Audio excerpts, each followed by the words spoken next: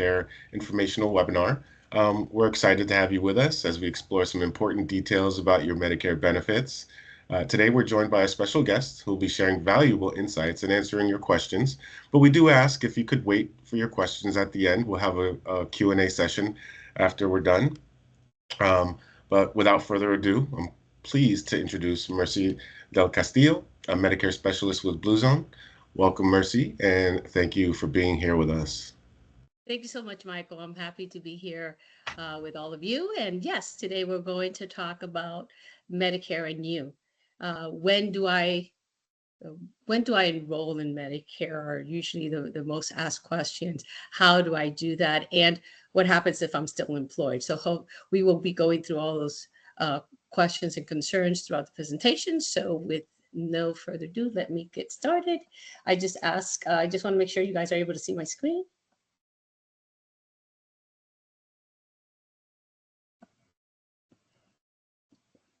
Is everyone able to see it?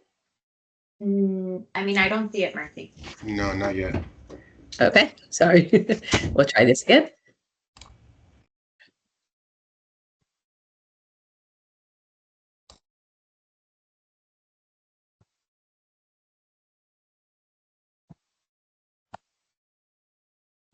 Okay. All No. righty, there we go. Okay, you see the PowerPoint? Yes. Okay, perfect. Okay. Okay. Okay. So eligibility and enrollment. So if first of all, Medicare eligible is at the age of 65. When you're going to turn 65, you have a window where you can start your process of applying for Medicare.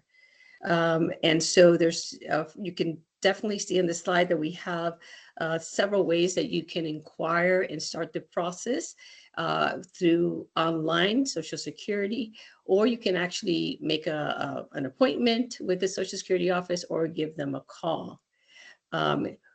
When you go on to Medicare to go through the process, it is lengthy and it may be very confusing. So I have and will provide all of you a step-by-step on how to, so that you can follow and make it a lot more palatable for you. When you sign up for Medicare's Part A and B, we're going to talk about the differences, but it's advisable that you start your process even though you do not select Medicare and you're still with your employer plan, that you start the process and enroll in Part A. And we're going to go over the reasoning behind that as well. There are penalties that may apply, and you want to make sure you steer clear from that. There's also qualifying events throughout the year that will allow you to come on board on Medicare, such as open enrollments. And we will also further discuss that as well. But to get started, what is Medicare and what are the components of Medicare and how do they work? So Part A is pretty much hospital insurance. It's as simple as that. It's for hospital insurance covers you if you are admitted as a patient into a hospital facility, a skilled nursing, to give you an example. And Part A would cover 80% of those costs. So it's basically hospital insurance. We then have a second bucket, which is Part B, and that's medical insurance. That would be covering pretty much everything else, such as your providers, freestanding facilities, urgent cares.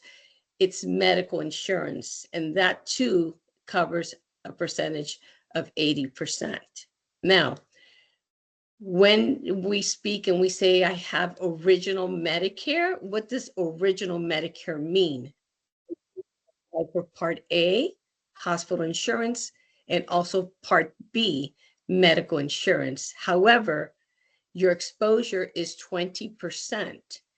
And so sometimes we have to consider the fact that we want to look at an option that would cover that 20%, and we will go over that as well.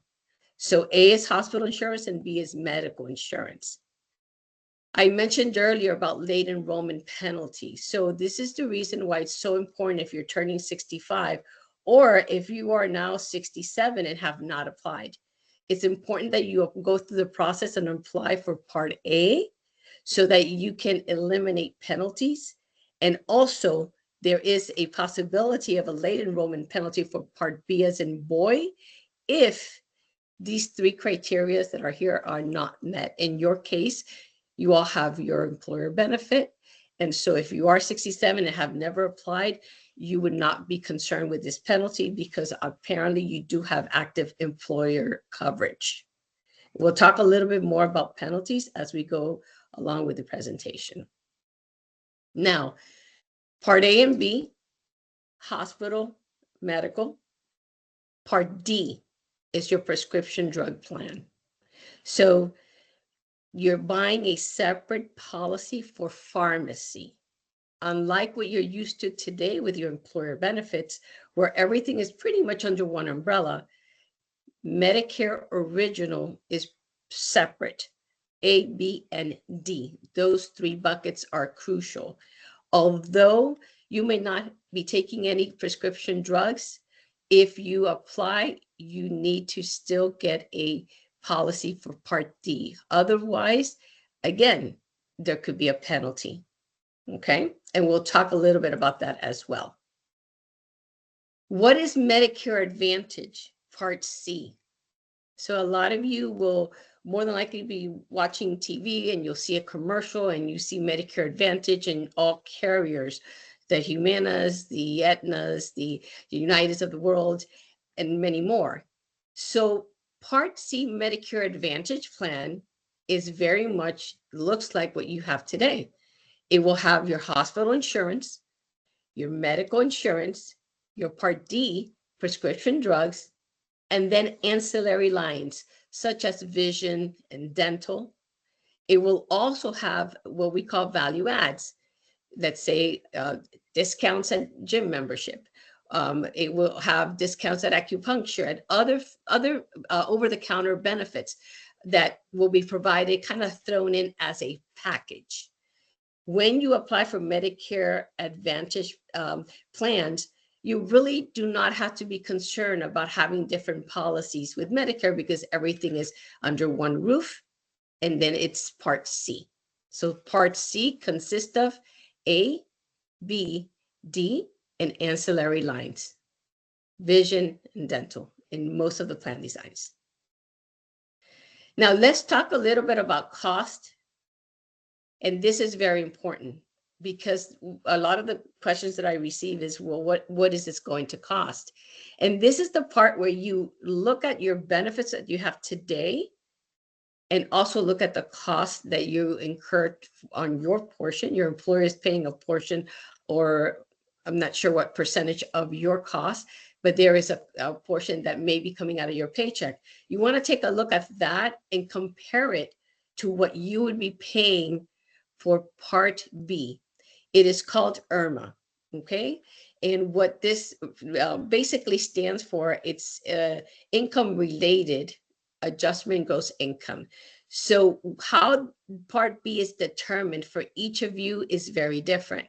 It could be very different for each. It's based on $185 is the starting point, and then 2 years prior, your tax returns, your filings, okay? So everyone will start at 185, and then there may be a surcharge applied to that based on your tax returns and how you file, okay? To give you an idea of the bracket for 2025, here is an example of what that cost may look like. So if you are an individual who is filing individually and you're in this bracket here, the 185 is going to be adjusted by an additional $74. So that would look like a $259 premium to have Medicare Part B. Part A typically does not have cost.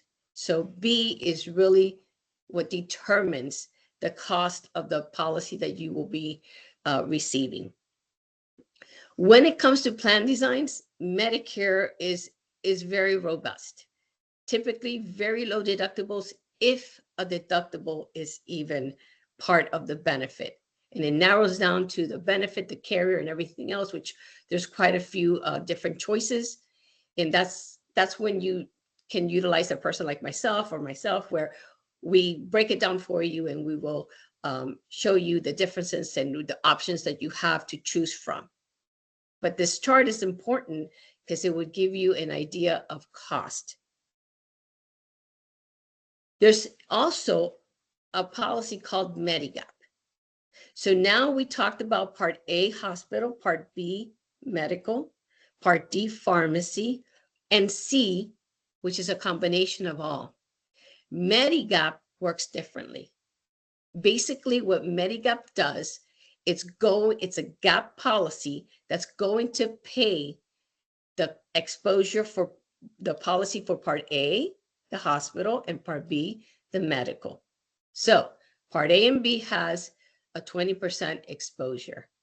And so Medigap comes in and will pay for that portion, will pay the excess of that, of the benefit that would be your responsibility. It does not have ancillary lines, so you're not going to get the dental and the vision. It does not have pharmacy, so you're not going to get Part D. So this is where Part D has to be purchased individually if you decide to go this route. What is the main difference between a Medigap and Part C, Medicare Advantage? The main difference is that Medigap truly does not have a network. If a doctor or facility accepts Medicare, you can go there, whether it's in the state of Florida or you decide to go to New York to see a specialist. It does not have a network. It's just a gap policy that pays the exposure for your Part A and your Part B, what they call original Medicare. However, to have this policy, it will have its own premium. So now, if you want to go down this path, you have to think of Part B as in boy, that we looked at, IRMA. IRMA, the cost related to that, and then what will the cost be for you for this Medigap policy? And combine the two so that you can get your final overall premium if you choose this policy here. It's up to you which direction you want to go and how you want your Medicare to look like. And it's also up to your medical needs. A lot of times, one of the things that we do is we make sure we capture all your doctors and the hospital and medications. All of that is so important to try to narrow down what options are available for you that are best for you, which may be very different than your neighbor, than your spouse.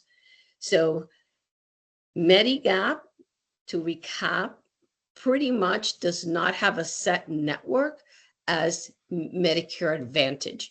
Medicare Advantage with either United or Blue Cross or Aetna is no different than what you have now. There's a network, and typically you stay within your network. There's different products for Medicare Advantage. You have an HMO. You can also have a point of service. There's a PPO.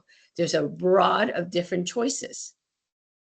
Medigap has no network, has a cost, and you must purchase Part D in order for you to have your complete Medicare package. These are additional resources that I have put here if you want to be able to apply for Medicare or get some more information regarding Medicare. I also will send you the step-by-step on how to enroll. And if there's any questions, we're going to close the presentation and have a Q&A. I'll be more than happy to answer that. And I will also send you a little write-up on the question and answer sessions that follows. And with that, I've concluded the presentation and I'm ready for any questions.